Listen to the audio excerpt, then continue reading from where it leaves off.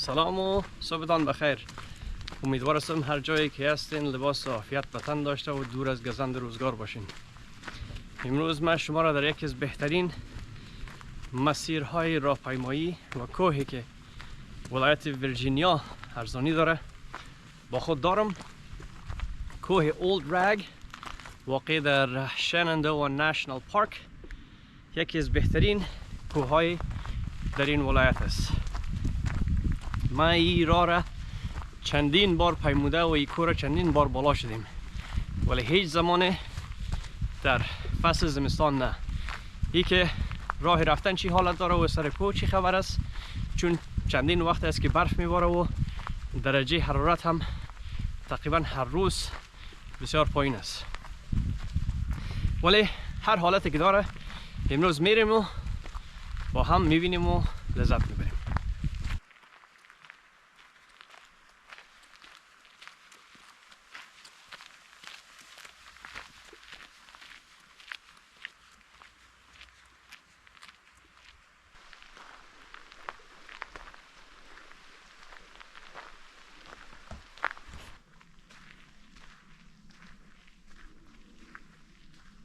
مسیر را به نظر من هیچ مشکلی نداره، سر از که ما هنوز هم در یکی از روزهای زمستانی هستیم، ولی آفتاب می درخشه و درجه حرارت ما آهسته آهسته داره میایه بالا.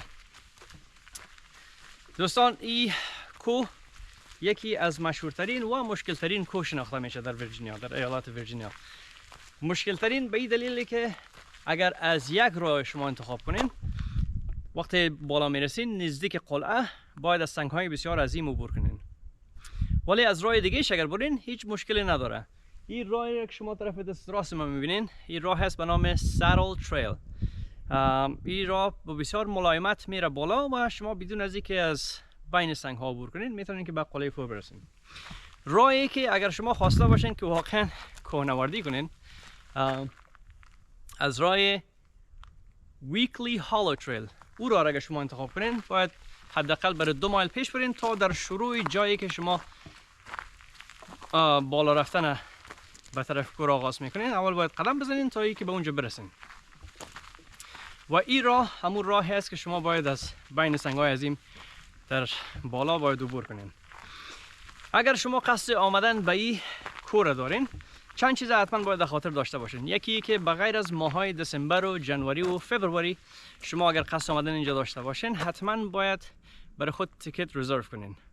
یعنی بدون تیکت شما را اینجا اجازه نمیتن و تیکتش هم بیشتر از $2 نیست. دلیل از اینکه تیکت میخواین کسایی که علاقمند هستن رزرو کنن ایست که تعداد اشخاصی که میاین اینجا میخواین امور تحت کنترل داشته باشه، چون اینجا بسیار مشهور است در تابستان و بالاخص در خزان مردم ها بسیار زیاد میه. به مو دلیل میخواد که راه هم امن باشه و هم کنترل داشته باشن سر تعداد اشخاصی که در اینجا میایه.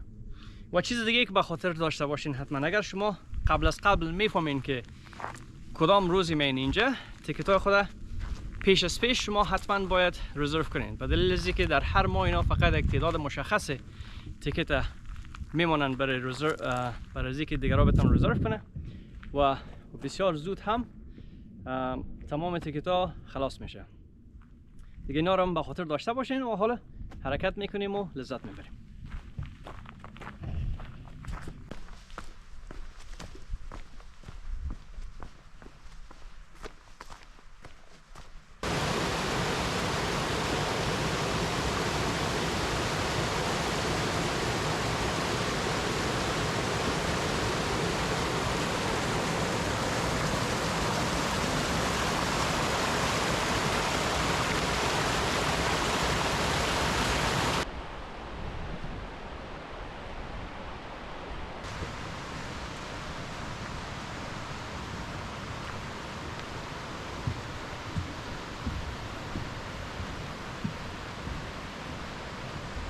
بعد از 2 مایل قدم زدن، چیز کم چیز بیش بالای مسیر ویکلی هالو، شما بالاخره به جای میرسین که از اونجا میتونین آهسته آهسته بالا رفتن شروع کنین.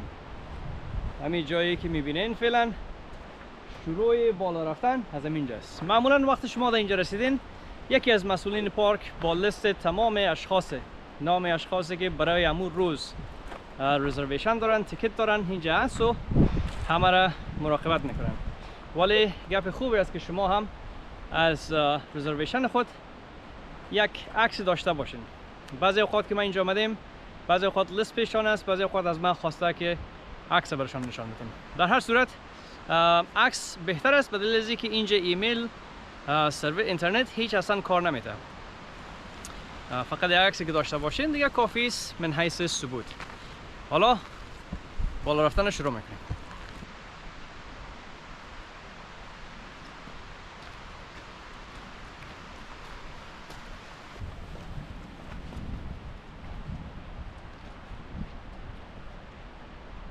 در مسیرهای گردش طولانی راه را به بسیار سادگی نشانی میکنن. نشان اولدرگ هم هست، همین رنگ آبی را که میبینین، همین رنگ اگه شما تعقیب کنین دیگه پس همین شما رو میبره به پایین. اول به قله میرسانه، بعد به پایین میره.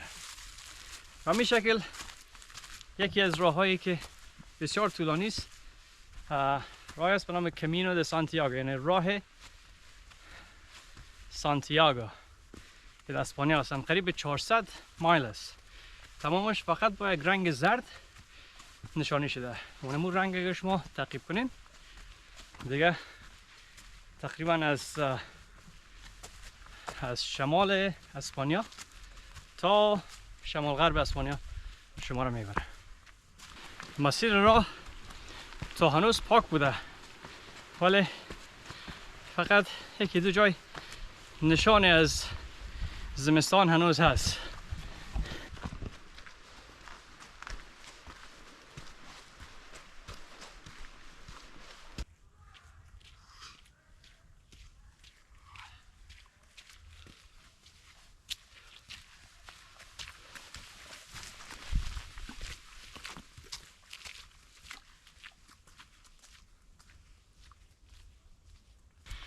یک تعداد اشخاص همراه با خیمه های خود همه آمدن امشب اینجا سپری میکنن.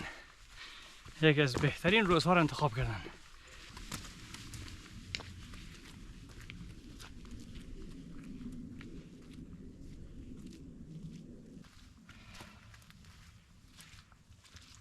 جای خوبی است که دم تازه کنیم و صحبت کنیم در ارتباط با بعضی چیزهایی که شما ضرورت دارین و بعضی چیزهایی که شما باید انجام بدین. از چیزهایی که باید انجام بدین است که به همان مقداری که شما خودتان نیاز میبینین دم تازه کنین و استراحت کنین و بعد دوباره شروع کنین. چون هرچی بالا میایم ممکن فشار بیشتر باشه سر زانوها و سر بدن شما. بنابراین به هر مقداری که شما خودتان نیاز میبینین دم تازه کنین. از چیزهایی که ضرورت دارین، از چیزهای حتمی و ضروری است، حتما با خود آب کافی داشته باشین، چون در اینجا آب نیست. در ضمن اگر غذایی با خود آورده باشین هم کار بسیار خوب است، چون هم میتونین که در این فضا ازش لذت ببرین و هم میتونه که برای بدن شما انرژی بیشتر ببخشه. و چیز آخری که حتما باید در ذهن داشته باشین بوت‌های مناسب است، چون حالا شروع میکنیم یا از بین سنگ‌های عظیم عبور کردن یا باید از بالایش بریم. بنابراین بوت‌هایی که شما در پایتان است حتما باید بوت‌های مناسب باشه، چون اگر بوت‌هایتان ناراحت باشه یا مناسب نباشه ممکن هم خطرناک باشه و هم شما آنچنان لذتی که باید از اینجا ببرین نبرین. بنابراین آماده میشیم و حرکت میکنیم.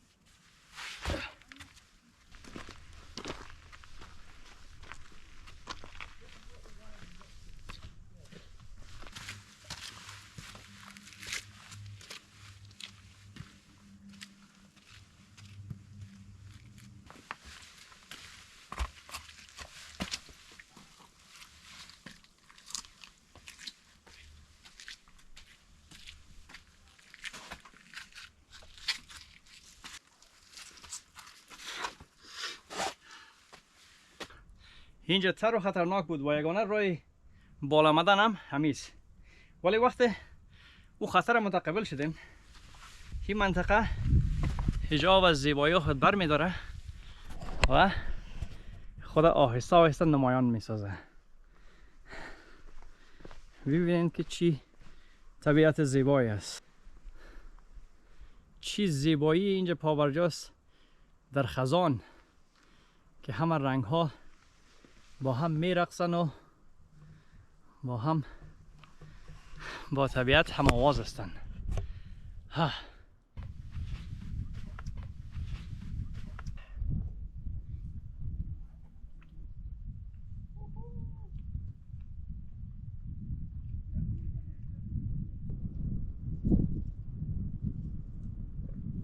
نانم خلاص شد. حالا میریم به طرف بالا شدن سر سنگ‌های عظیم.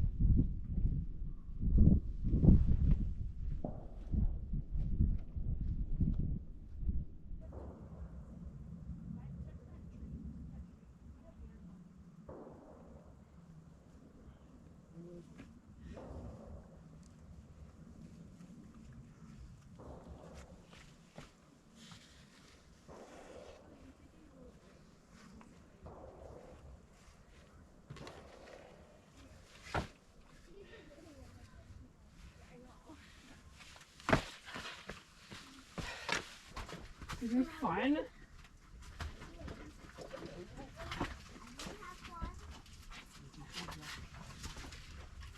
Like also blue and yellow, like from far away they look blue. That's for both the trees. Like they always look like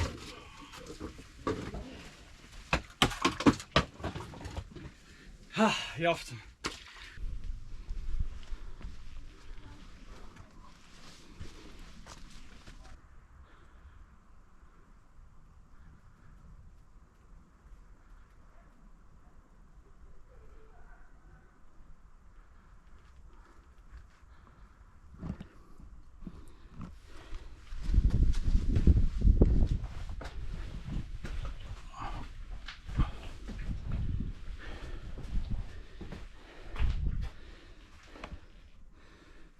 Okay.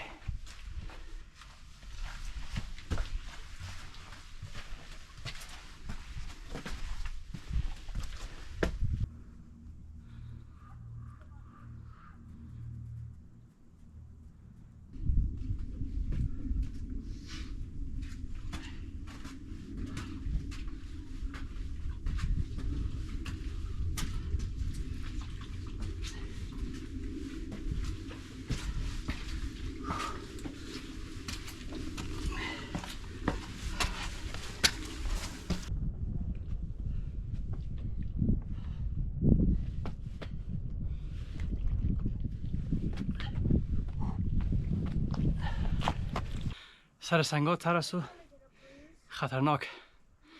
چندین بار لغزیدیم تو آن است. ادامه میدیم.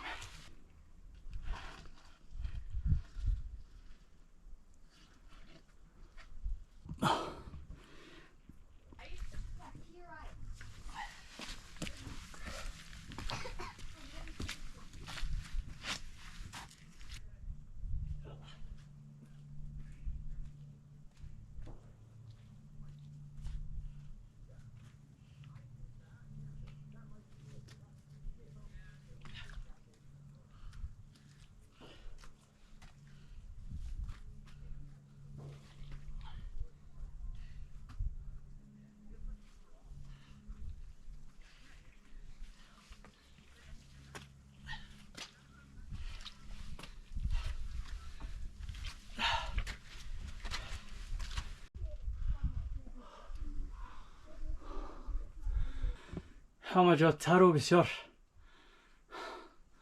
خطرناک.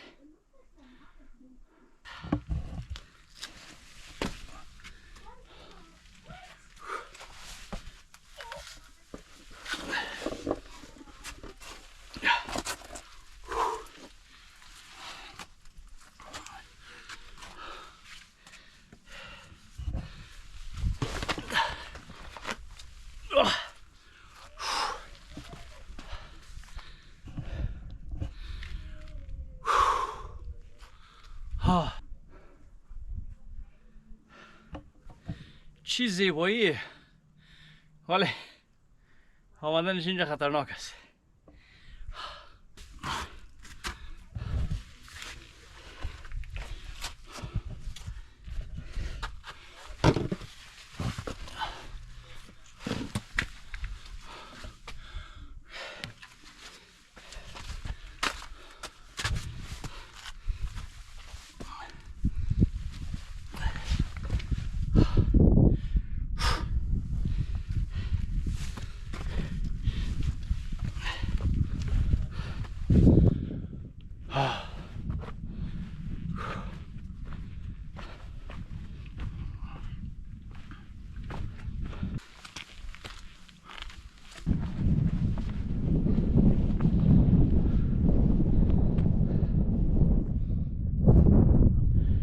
چی فکر میکنین؟ ارزش داره؟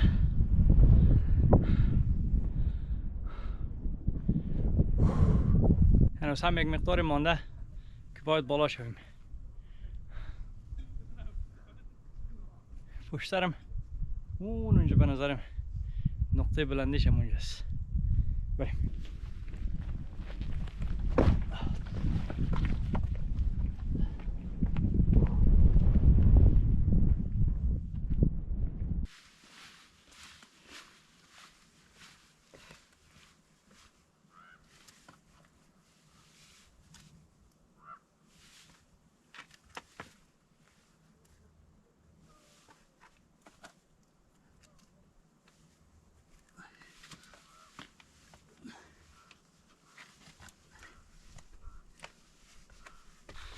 رسانی جای برای ما بسیار خوشایند است، ولی در بالا شدن و ساعتیری روز تقریبا تمام شد. دیگه آهسته آهسته داریم نزدیک میشیم به بلندترین نقطهش. میخوایم شما یک دفعه دیگه هم تمام منظره را از بلندترین نقطه ببینین و خلاص. آها، بالاخره رسیدیم. این هم فتح کردن کوه Old Rag.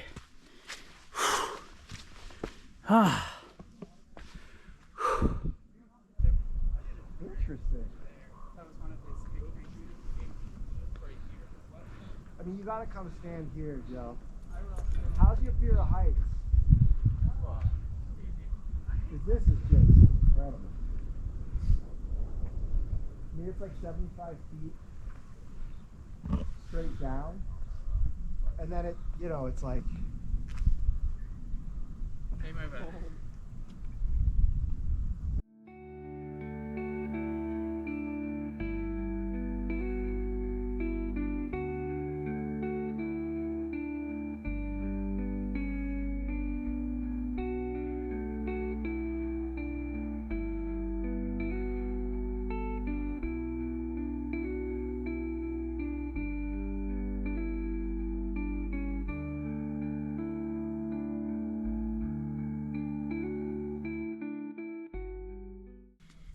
دوستان عزیز، روز ما آهسته آهسته داره به آخر میرسه. برای ما واقعا یک روز جالب و بسیار خوشایند بود، به اندازه خوش گذشت. ولی در مسیر را بعضی چیزایی هم آموختم، از جمله ای که در زمستان آمدن اینجا را من ترجیح نمیتم، چون وقت آب سر سنگ ها است دیگه چانسی که شما پایتان خطا بخوره بسیار زیاد است. ولی در تابستان و در خزان، بالاخص در خزان، یکی از بهترین جاهای است که شما میتونید اینجا بیاین و ازش لذت ببرین. گذشته از او حتما قبل از اینکه به این مسیر بیاین، روز قبل از آمدن حتما آب کافی نوش جان کنین و روز آمدن هم حتما فراموشتان نشه که آب همراه خود داشته باشین. و از او گذشته یک چیزی که مهمتر عین اهمیت داره، هر وقتی که اینجا آمدین بوت‌های درست از یادتان نره. بوت‌هایی که هم درش راحت باشین و هم امنیت داشته باشه. اگرچند که در فصل خزان و تابستان اینجا شاید اونقدر رو نباشه، ولی به هر صورت سنگ ها آهسته آهسته داره لشم شده میرن، چون ترافیک اینجا بسیار زیاد است. جمع و جوش و هیاهوی مردم رفت آمد بسیار زیاد است. سنگ ها آهسته آهسته داره خطرناکتر میشه. در هر فصلی که میایین میخواین از اینجا لذت ببرین، حتما بوتای خوب داشته باشین. دیگه بخیر از امروز من اینجا شما را خداحافظی میکنم و تشکر یک جهان از اینکه مرا همراهی کردین. شب و روزتان خوش، زنده و سلامت باشین.